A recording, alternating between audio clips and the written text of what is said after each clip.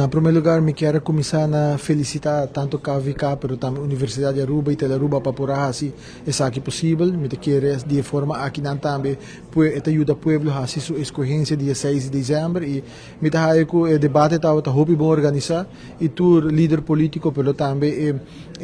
outro candidato não coabine para representar o partido político não por aí chance para trazer um ponto de vista para diante, trazer pouco mais de visão para diante e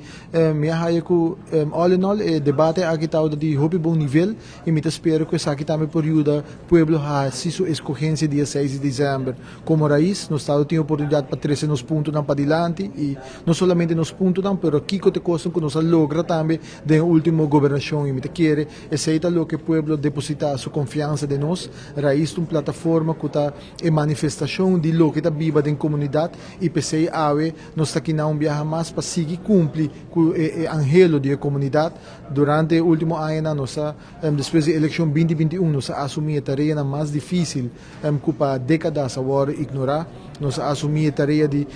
chegar a uma solução para Airways e para 40 anos não estava uma solução para isso aqui nós logra ser dom de parquito boss e agora que nós está bem para o que trata é dom ilegal para assim que não também ter uma solução para isso aqui não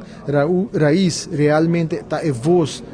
de natureza nós traz natureza de uma plataforma política uma plataforma nacional e eu boto todo partido político está papi de tema aqui na mês costa 2021 nós traz o tema de adulto maior e a plataforma político nós é servidor de nosso adulto na maior e na 2024 nós traz o tema de cambio climático e a plataforma nacional e plataforma político e de forma aqui não somente nós está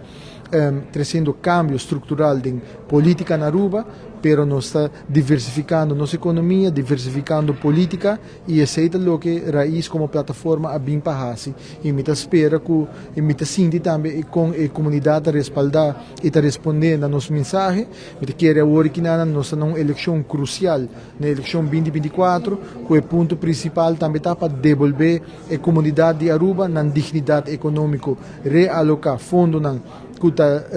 de nosso país, realocando para garantizar que nosso povo pode viver uma vida digna, onde tem suficiente fundo para educação, para transporte, para nossa salubridade pública, para nosso adulto na maior, mas também para nossa natureza, meio ambiente e cambio climático.